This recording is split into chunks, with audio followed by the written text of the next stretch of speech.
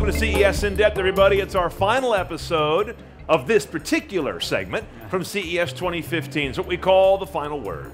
I'm Brian Cooley, joined here by CNET Senior Editor, Dr. Donald Bell. How the doctor title has been bestowed upon me again. Great. Apparently, as you pointed out, based on the colors of our shirts, blue and pink, we are obstetricians. Well, no, you've got the jacket to dress it up. It's nice. To cover up. Yeah. Yes. The next 20 minutes or so, we're going to boil down, what, 4 days? Worth I'm of work. including press day in that one, so right? Okay. Yeah. Yeah, it feels like 8. And we'll get it down to 8 essential takeaways that we think define this year's show. We're going to do it, and let's jump right into it. I think the first one I put on here was portable audiophile players. I'm going to call it that. This is a new term for it. They're not MP3 players. Don't disparage them with the old MP3 player these title. aren't MP3. These are audiophile. We've got the Sony Walkman, the $1,200 Sony Walkman, which I feel like if it really put this thing on the map. People were freaking out about the Walkman brand being a flagship product again for Sony. But the idea of it being this expensive for audiophiles, people who really want a high-end portable audio experience, and then to really seal the deal, the fact that the Pono player was here too, the Neil Young 24-bit lossless FLAC audio player. Parking burn, basically. Right. Yeah, I strangely covet these two. There's the Pono, and it's got this triangular form factor, an odd shape, and of course coming not from a major electronics powerhouse, but from Neil Young and whoever the manufacturer is. But like you mentioned, the key thing here is they both tie back to high-fidelity file stores, not relying on you re-ripping your CD library that you already took to Goodwill years ago. Right. So this could be a thing, or it could not be. It could be a fluke of CES that these two appeared here. And Neil's been working on that Pono for years. If it's a fluke, he'll just like drink himself into a stupor. I just mean the idea of this really high-end, $1,000, portable audio product. I don't really see it being something that people are going to rush out for. I keep hearing the trends of people going and getting their vinyl collection up and running again, but I don't think we're at yet the point where we're going to feel nostalgic about MP3 players, but in a high-end way. Right, we don't have nostalgia for the old first iPod you ever had. The death of the iPod Classic this year in 2014 got a lot of people upset. So it did, but a lot in quotes. I think the bigger trend, of course, is people getting into multi-room audio, and that's convenience and distribution and connectivity is more what it's all about, not so much a rush back to fidelity. We're kind of going from bottom to top here anyway, so let's go to our next increasingly important category. You spotted some laptops you liked. Yeah, we spotted a couple of laptops. These are both based on the Broadwell chip. There's the Dell XPS 13, which is a lightweight, powerful laptop, Windows-based, and then there was also the Lenovo Levie 7 or Z, sorry. Also, just a great, powerful laptop. Broadwell chipset. Our editors are really excited about these laptops coming to the market. I feel like the hype around Windows as the operating system is really put on the backdrop. Like they're not necessarily talking about the Windows OS as being the thing that's going to pull people in. They're really talking about the machines being lighter, more efficient, powerful. There's the weight on that Lenovo. What's it come in at? 1.7 pounds. That's amazing. That's a pound less than my Air. A pound. Yeah. And this doesn't weigh much of anything. Dan Ackerman was telling me, he goes, I think I found the machine that's going to move you off your Air. Because I run 7 on an Air, and so he knows I'm at heart a Windows guy, and so he said, you got to take a look at this one. It's a pound lighter than your Air. That said, I know the trend, like year after year, the trend is still with laptop sales just really going down year over year. And you'd think that tablets might be taking up that slack, but there's been just no tablets here whatsoever to make the case that people are moving over to tablets. Yeah, tablets, and if you look at the sales forecast going out even to 2019, tablets kind of hit a plateau and don't really go much further than that. I mean, the Best Buy CEO, Hubert Joly, last quarter said tablets, I think the word he used was flat or moribund or static, something. It was like at Best Buy stores, they're kind of done growing was his projection. That's just one store, but they're a big one. Now let's go to some phones. We did see, this is not a big mobile show. Yeah. That all happens largely at Mobile World Congress in Barcelona. I believe that's March 2 to 4, 2 to 5.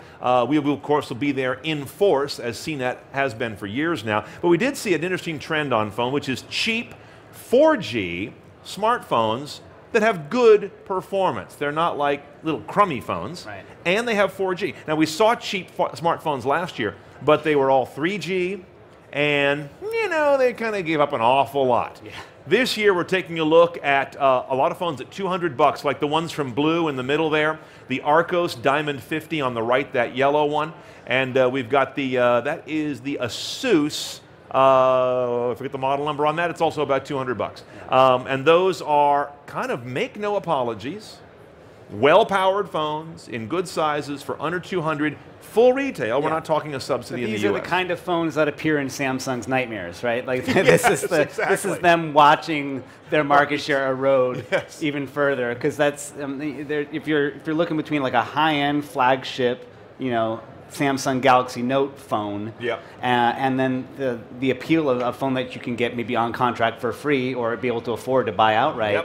That's it's a tougher call to make now. The maturity of the chipsets behind them, be able to tell the difference between one set or the other. Oh yeah. Yeah. I don't crave more power in my phone. I crave more battery life, but I don't crave more processor power in my phone. It's fine, and I haven't for the last phone or two. I mean, I'd like a little more, but it's not like, oh, I can't believe I'm stuck with this slow-moving brick. I haven't felt that way for probably 3 years of phone upgrades lately. So I think this is the new mainstream, is to get the next billion people onto smartphones in perhaps the next 3 years globally. That's a huge uptick, and that's going to be based on affordable phones more than any feature. Right.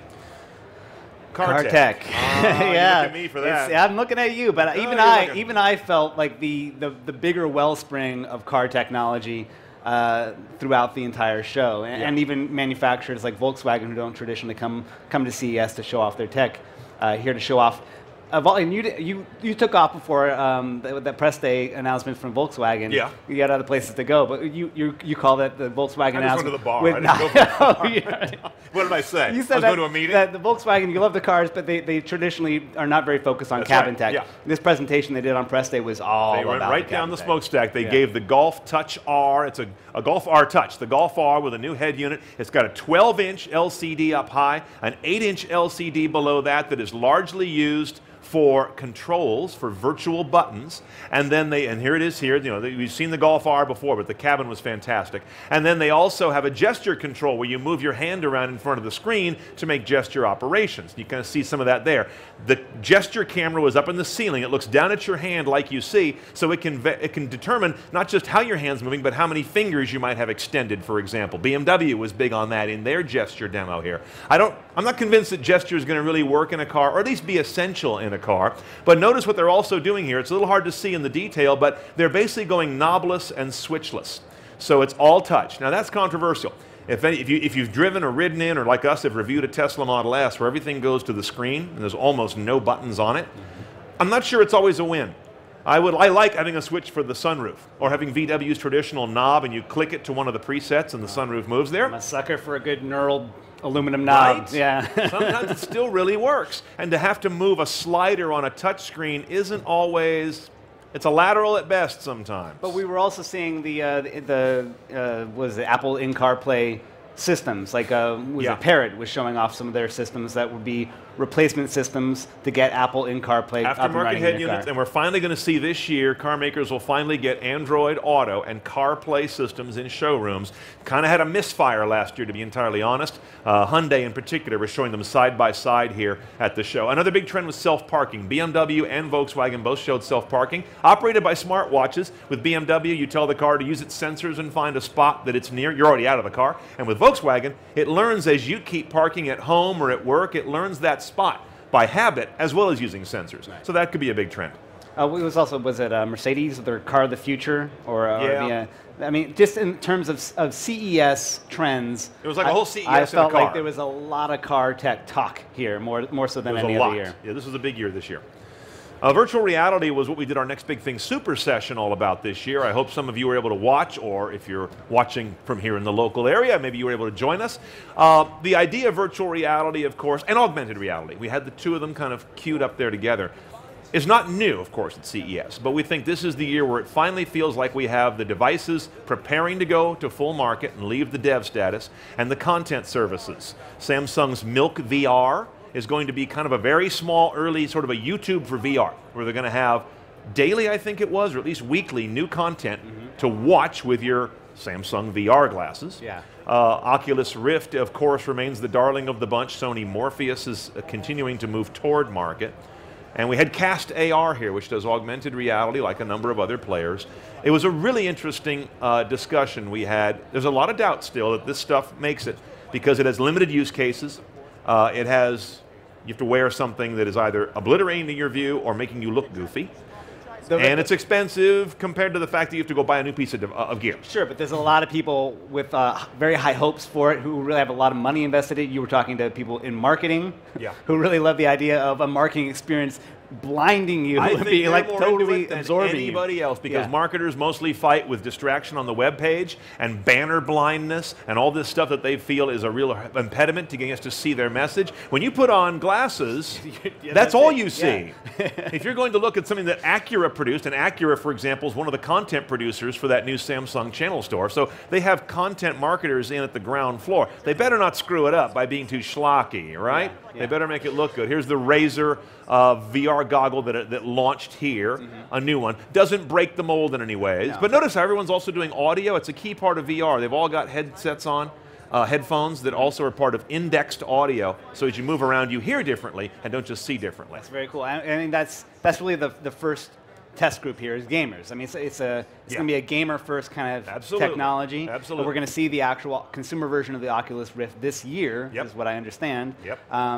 And that's when this trend is really going to tip one way or the other. Exactly. Then we can get real consumer sampling and find out who's really into this and who's not. Of course, pricing is going to be a big part of this as well.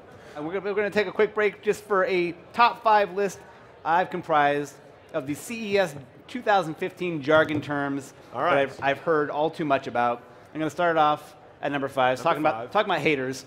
A term I did not really want to say at all in front of people this year, but I'm going to say it because it elevated itself to a point where I couldn't ignore it.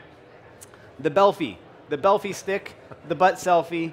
I feel like it's this year's Happy Fork. It's just the one thing people can't not talk about somehow as a sheer ridiculous product. Happy Fork was like National Science Foundation award winning compared to this, okay? This is straight up ignorant.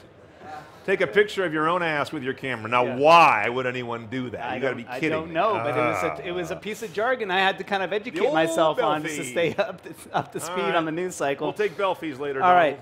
Number 4, we have dumb appliances. We've been hearing a lot about smart appliances, smart home tech, the ovens and toasters that we can communicate to over our smartphone, but stealing the show this year were a lot of absolutely normal, dumb appliances. Not like microchip-enabled. Here's appliances. the LG Twin Wash. It's a washer on top of a washer. Now I was kind of scoffing at this.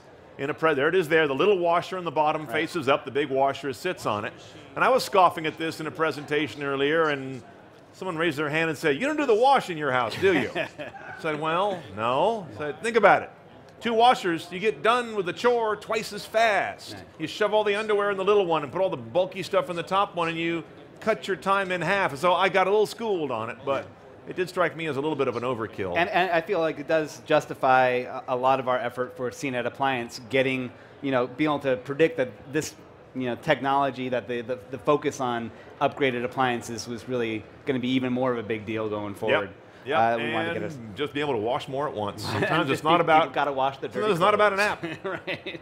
Not about an app. It's about clean underwear. That's it. All right. Always is. Number 3, we have Tech West. We've been talking about Tech West all week. Yes, that's a new term that came up. And people probably not here, not understanding that Tech West is just the expansion of CES into a whole other place. Here's Lexi, where she was at our new second stage. We had 2 stages for the first time this year, one across town at the Tech West, this giant convention center. You know it as the Sands Expo Center, but during this week it's called Tech West. And this is where a lot of the wearables, a lot of 3D printing, robotics, kind of small, newer categories. There was a lot of them, but newer developing categories for CES all got either showcased there or shoved over there, depending on your point of view. I think it was a good way to aggregate, and it had a lot of buzz around it. So I think it was successful at creating a lot of excitement.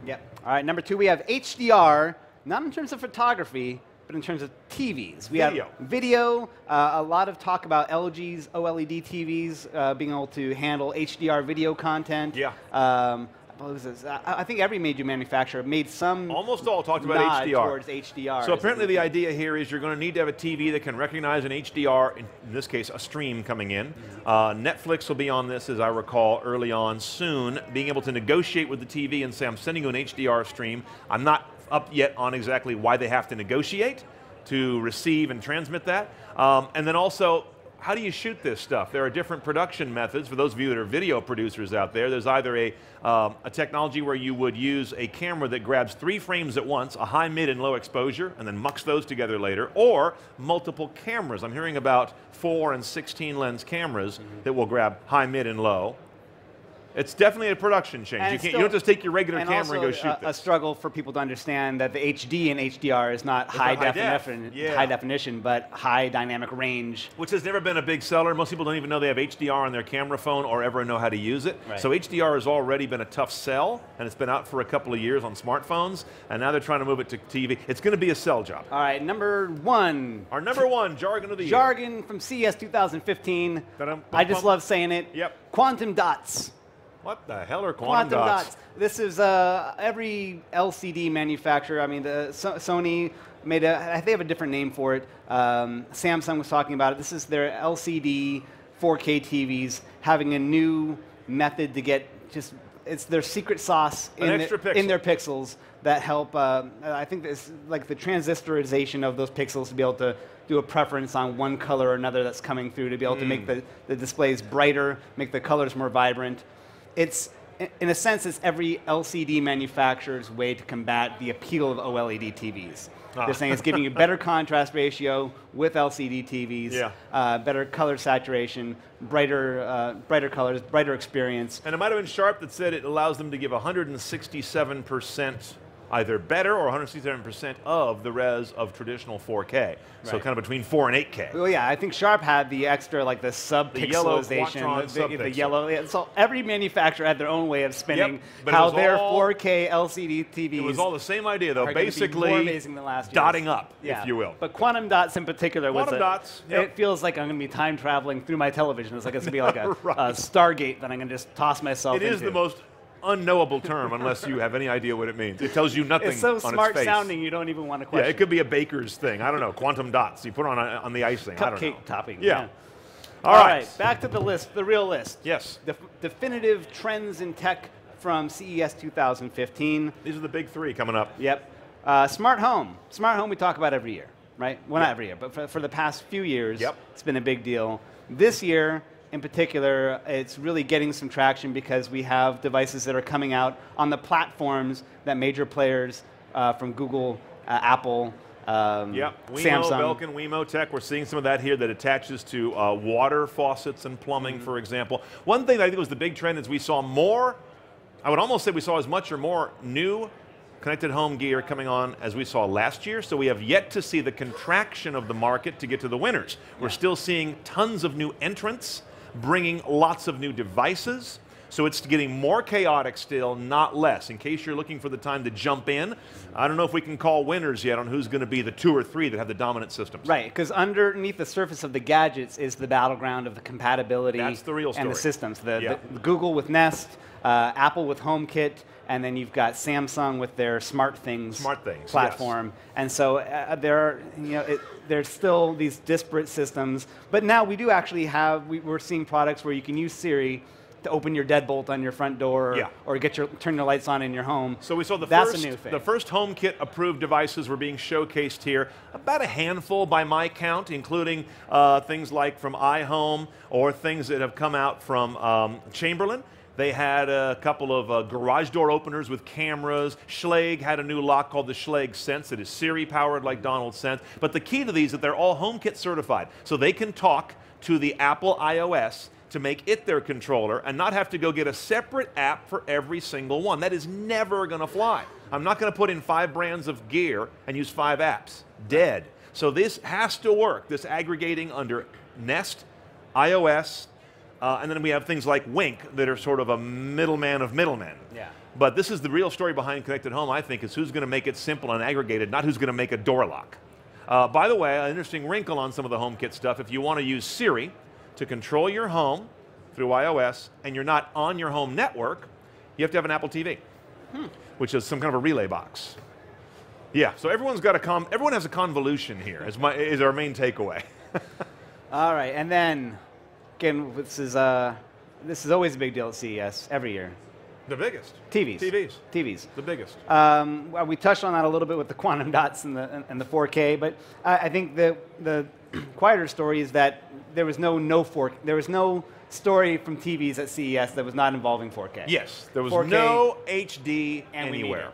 Right. HD's done. Right, Traditional HD. Whatever alliances and handshakes have been made to make 4K the center of the conversation have been successful. How do we do that? 4K. What's the gang sign? How do I throw it? No, come on. I'll have to check in you with throw my more homies signs than after the anybody show, in the I don't office. know. 4K. I think what's interesting here is that we saw a trend to what we believe at our television lab. Ty Pendlebury, David Katzmeyer would tell you that by the end of this year, unless you're buying a bargain TV, you're buying a 4K TV. 1080p moves down to the bargain aisle by this coming holiday season. More than likely. That's a big shift in 1 year. And it might be a great excuse to get a good deal on a 1080p TV. Because they're not bad. Right. They're not bad. My cheapskate, sense starts getting ruffled, and I'm Our some CNET deals cheapskate is going to be all over those. Yeah. So this is also a story about content. We saw a lot of content plays come out as well, and almost all of it's going to be streaming, by the way. Broadcast 4K is barely being trialed in the U. I think just Baltimore. And we've also got a Blu-ray disc format that came out. Panasonic had their Blu-ray player. First player I think we've seen.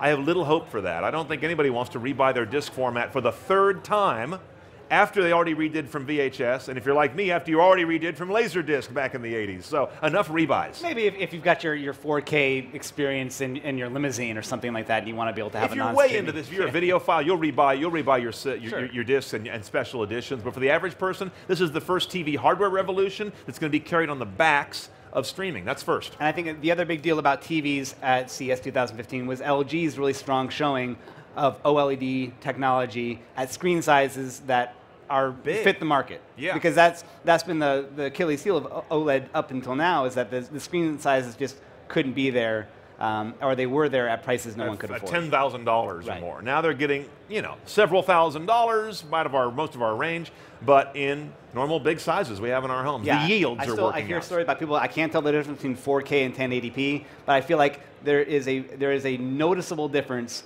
in that really high contrast, painterly quality of OLED. You'll know an OLED that when you you can see it. You will never have a problem getting an OLED. It looks wet. That's the best way to describe it. It looks wet, just like the real world. There's no gridding. There's no dots. There's none of that chunky fall off of dark and light or color to color. It just looks like paint, like you're saying. It's a painted look. That is going to be hot. Okay, the last and the biggest story we think happened here this year was... Surprise for me. Yeah, Sling Television, or Sling TV. Yeah. This was emblematic of the unbundling of TV. So what this is a $20 a month internet pure play package, a service that brings you pay television channels. I think it's 12 channels. They have a new division now called Sling Television. We had their new CEO joining us yesterday. And by paying $20 a month, you can stream these 12 traditionally cable or satellite channels without having cable, coax, a cable box, a satellite dish, none of it, on almost any device with the exception of Apple TV and PlayStation, because they're basically too much of a competitor. Yeah, and it remains to be seen what Apple will do. There's been a lot of... They will have a follow. They'll have a follow. Everyone's pretty sure about that. Yeah. But yeah, I feel like if not Sling TV specifically, symbolically, this is one of those kind of first shots fired in the unbundling of cable TV and the netification of pay TV, individually a la carte or in smaller bundles that people have been looking for years. Yeah, it's a huge step forward as an industry indicator, and I think we're also looking at what's going to be the ability for people to take TV wherever they want it truly, because most of the efforts at doing TV everywhere have been very herky-jerky with all kinds of limitations and circuitous provisos you've got to understand. This is starting toward a little more mainstream of what they call OTT, over the top, for traditional television. And as you pointed out, ESPN is in there. That made it. That's Without it. that, live news with CNN, and then I think you get two ESPN. You got ESPN 2, and Cartoon Network. So my kid's happy. That's done. Right. It's really your way of saying you need it. But, don't lay it on your kids, Don. That's just not nice. Pretty exciting stuff on Cartoon Network. It is. All right. Okay, folks. that's a pretty good quick synopsis. We hope you get a feel for what's going on if you haven't been here at the show or haven't been able to digest all of our content here at the stage. That's our cheat sheet for CES 2015. We're not by no means done here, but you can catch all of our coverage as it continues to evolve at ces.cnet.com. Coming up tomorrow, Daily is on the way at 1 o'clock Pacific right here on the stage. A little later after that, we're doing a cracking open of an iPhone 6. I think it's actually an iPhone 6 Plus, so that's going to be kind of cool to work that guy open and see its big old parts sitting in there. How big is that battery? I want to see that, right? Yeah, it's gory, but you know, gory. Some people go in for that stuff. Some people do. They like that gory stuff. And then I'll be here with David Katzmeyer at 4 o'clock Pacific doing our roundup in-depth of the television category, which, as we discussed, is the biggest. We'll go a little more into those TV trends. So we'll see you back here several times this afternoon for all the best from CES 2015 from CNET.